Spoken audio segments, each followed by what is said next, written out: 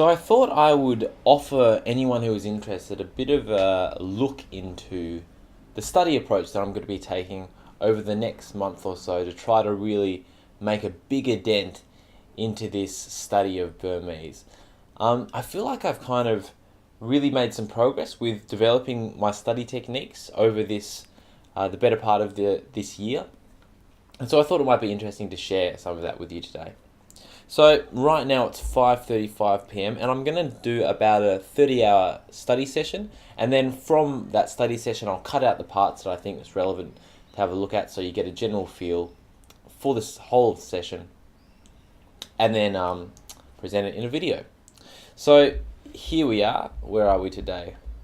This is my study log. You can see I was doing lots initially, and for the last 2 months or so, since about around August sometime, I've actually been doing some study, but I haven't been recording on this sheet.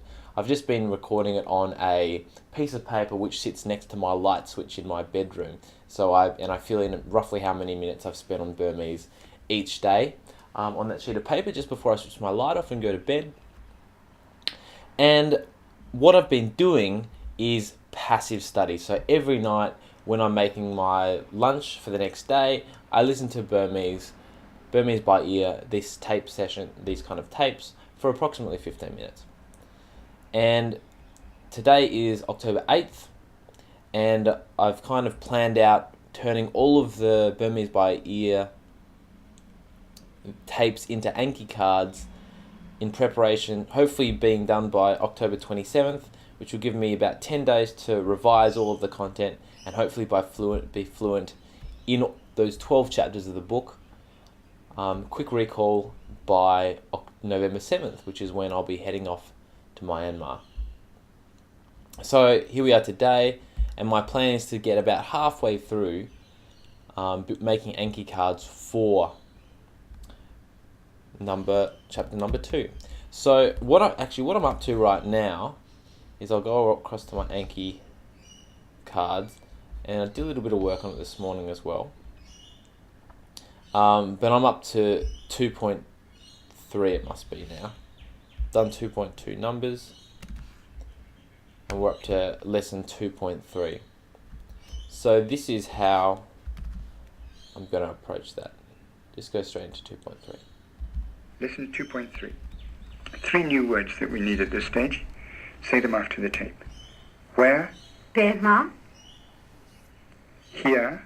Dima, And there. Edima.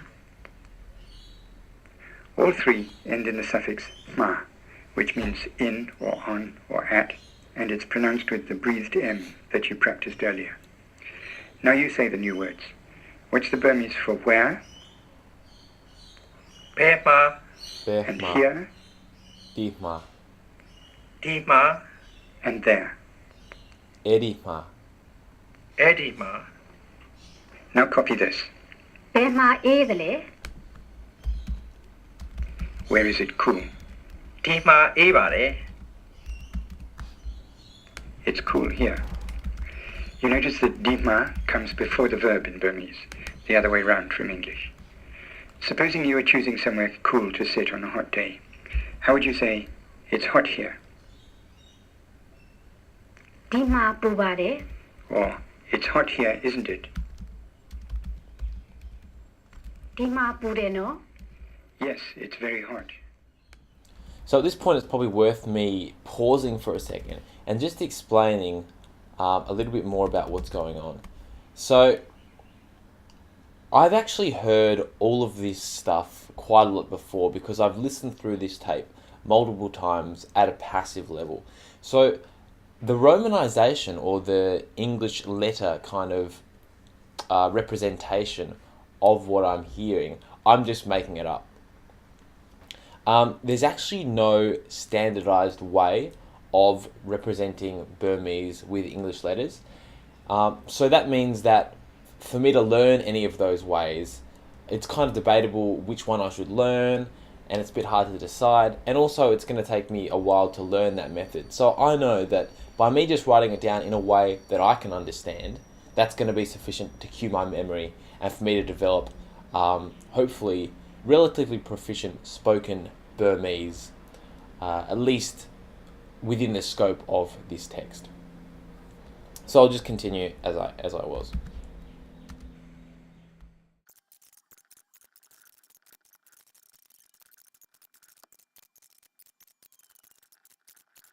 Where are you going?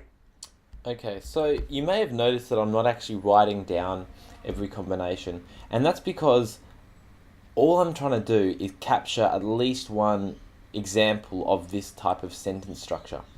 I've actually already, a lot of what he's using, the structures that he's using, we've already covered in previous sections, like I'm going to. So he just said, I'm going to take a photograph, and we've already covered I'm going to, and it's kind of constructed with this suffix of me. So I don't need to write down every sentence. I just need to get it one sentence in that covers kind of the key vocab of dapon yakde or dapon yakbare, and maybe something from the previous section like dihma. So yeah, just a few examples from each, so that I'm covering all of the kind of sentence constructions, which allow me to chop and change when I'm speaking independently.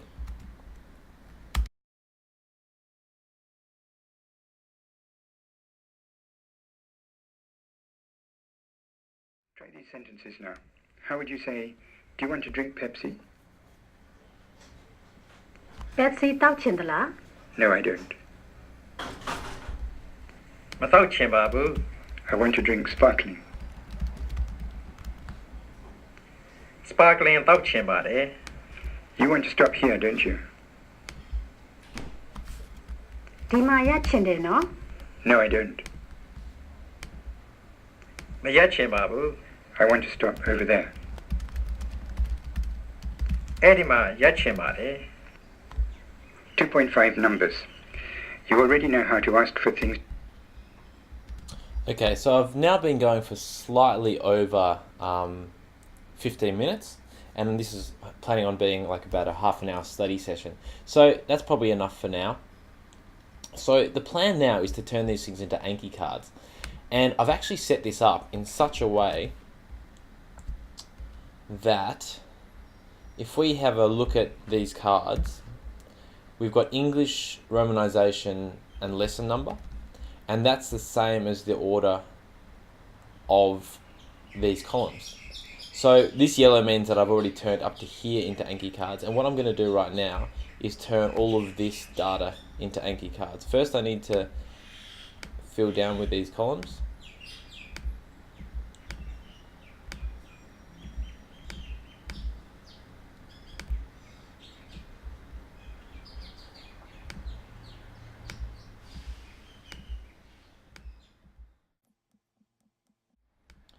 And now I can select all that data, copy it, and then go to this open office and just paste it in. Then I can save this, save as, and the reason why I use open office is it can save files in CSV format, which is the format that we need in order to import it into Anki. And so we're going from 1.11 to 2.9.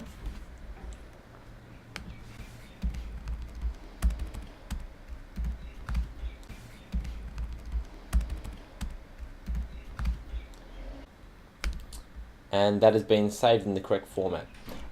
When you save something for the first time in Open Office, it will also give you a couple of other options about how to delimit the files. In fact, I might just do it in a way that you can see that. So if I'll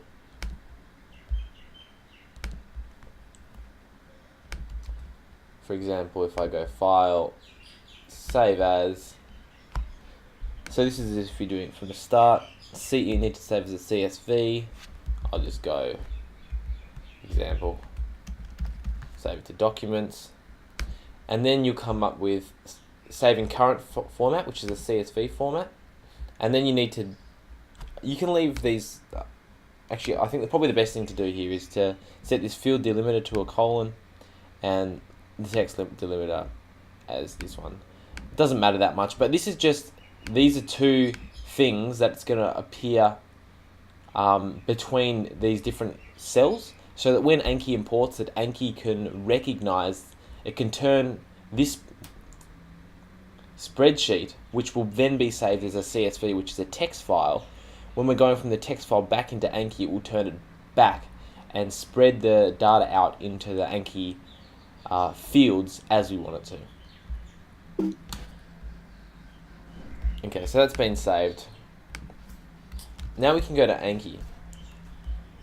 Here I go to my decks, and I'm actually going to go to Burmese pit stop, and this is where I bring my cards into. So I'll say import, find the file, and this is the one we're dealing with. And see, this is this files and type. So text separated by tabs or semicolons, and so that's what we wanted. We wanted our files separated by semicolons, which was what we just looked at in Open Office. Field separated by a semicolon, that key. We make sure we're in the right card type, which was basic Burmese by ear, and it's going to the deck Burmese by pit stop. And this is these fields. So the first column is going to English, second column is going to Romanization, and third column is going to lesser number. And that was 37 notes added. So we can browse these now. And yep, they're all there. So what I'm going to do is Command A, select them all and suspend them. And then I'm going to change deck and put them into my language in circulation Burmese. Now what I can do is I can go back to my Burmese. I could have actually done this in the browser. Press B to go to browser, or click browse up here. Hit enter to see the current deck. And then I'm going to look at all the cards that are currently suspended. So I'm going to say is suspended. And this is really the improvement that I've made to my study method recently. Essentially, what I used to do would be to add those cards, but unfortunately, I wouldn't have a good grasp of all those cards as yet. So what I do is add all these cards, and then some of them would be coming up, but I wouldn't have already learned them. So instead of using Anki to reinforce my memory, I was actually trying to learn through Anki, and that's not what Anki is meant for. And what happens when you add cards to Anki that you haven't already learned is that they're going to start to build up. They're going to start to lapse. You're going to be pressing, for example, you're going to be pressing the again option very often, and you're going to end up with cards leeching, which means that you haven't learned it, and Anki basically says, look, you've forgotten this too many times, you need to go away and learn this. So this new method that I've developed is, I just go is suspended, pull up the suspended cards, and then I just go through them. So there's quite a few here. I've been studying, I want it to be a 30-minute study lesson, so there's 7 minutes for me to spend doing this right now. So I'm just going to go 2000. Do I know how to say that? So my eyes are just up here at the moment. I'm not looking down. 2000. Well, na thong. So I didn't get that quite right. I obviously hasn't learned that. That's okay. You ate a hot dog, didn't you? Hot dog sadala. Hot dog sade no. Obviously don't know that either. Yes, I understand. Nale bare. Okay, nale bare. Okay, so that was pretty good. I can unsuspend that because I pretty much know that. Hokke just means okay. Yeah, I'm going to order a hamburger. Hamburger madala. Hamburger mame. Don't know that. I didn't take a photograph. Dapon mayak babu. Dapon mayak babu. So I kind of got that. Sometimes you might want to leave them here for a bit more revision, but I'll unsuspend that. So what I'm doing when I unsuspend these is I'm going to send them into the revision. So if we go back to language and circulation Burmese, we can see now there's 7 that I need to revise. Okay, how much is that? Da balale. Okay, know that pretty well. Shortened version of 7 in phone numbers. Forgotten that. Gong, gong, gong. That's probably meant to be a H. Gong. I want to drink Pepsi. Okay, so, and if I want to check that, I can just go to 1.4 numbers. 1.4 numbers. This is why I bothered putting the stuff in. Lesson 1.4 numbers. Not a hard one to remember. Now say the whole at the end to make it sound polite. In 4 numbers. How do you say, what's your phone number? 1, 2, it's 44. Nga. 9 8 Version of kunet in phone numbers. Here we go. Instead of kunet, they just say con. Kong, Try this Con. after the tape. Kong, Chok kong chok. Kong, Kong, Kong. So that's that. I want to drink a Pepsi. Pepsi. Something jimbare. Tok jimbare. Tok chinbare. Note the voice. Not tok jin. Tok chinbare. It's not here. It's hot here. Dihma bubare. Know that. 70. Gaonze. Kunese. Nope. 6 helpings of fish and chips. Fish and chips. Chokbue. Fish and chips. Chokbue. Fish and chips. Chokbue. I don't know that well enough. I just got that easily because it's in my memory. Because I just did it. So let's not do that one. This one doesn't have meat in it. Era. I've forgotten. Da atha ma babu. Da atha ma babu. This one, atha ma babu. Obviously not. Don't know that. Where are you going to sit? Be ma. Time dala. Time dale. Male. Beth ma time male. Beth ma time male. And I'm starting to notice a few patterns here that I've kind of noticed before, but le means Beth ma is always going to end with, I think it always ends with male, so I need to try to keep that in mind. No, it isn't good. Magang babu. Magang babu. Okay, so I kind of got that one. Did you eat a hamburger? Do you eat hamburgers? Did you eat a hamburger? I've forgotten. So anyway, I've only got 3 minutes left. So what I'm going to do now is, I didn't get far through that. So I obviously need to spend a bit more time on this. But I'm going to exit that and I'm going to go and study via Anki these things that I've said that I now understand. So, hoke. Nale bare. Hoke nale bare. I'm going to hit the space bar to select good.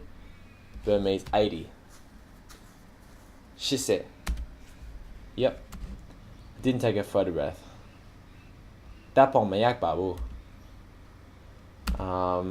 300. Dong ya. How much is that? Da belau le. Yep. It's hot here. Dihma bubare. No, it isn't good. Magang babu. 7. Forgotten. Kutne. So what I'm actually going to do, I'd usually just go shift number 2, but I'm going to suspend that and send it back to the revision space. 20. Naze. Nase. Se, not ze, but that's okay. It's working alright. Asien piede no. 80. Shise. And this is the second time I've seen that, so it goes to good. No, it isn't good. Magang babu. It's hot here. Dihma bubare. Yes, I understand. Hoke nale bare. 300. Dong ya. How much is that? Da below there. I didn't take a photograph. Tapon machak babu. Tapon machak babu. Tapon mayak babu. That's okay. That was almost right. So what I'm gonna do is just hit again. 20. Naze. I didn't take a photograph. Tapon mayak babu. It's working out all right, isn't it? Asien piereno. And I didn't take a photograph. Tapon mayak babu. And so that's done, and we've spent exactly half an hour doing a bit of study today.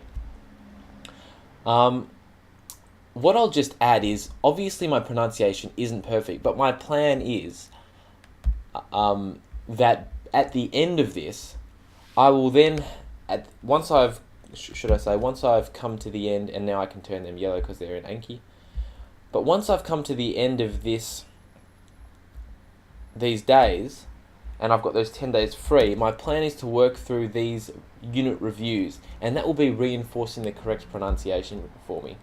And so these unit reviews all up are going to be about 45 minutes. So if I wanted, I could even go through the whole course every day for 10 days and really hammer it in to my brain so that I'm ready to roll when we hit the ground in Burma. So yeah, that was a bit of an insight into the study approach that I'm using for the next month or so, and I'll try to keep you up to date and let you know how it progresses and if I manage to stay on task. Hope you enjoyed it.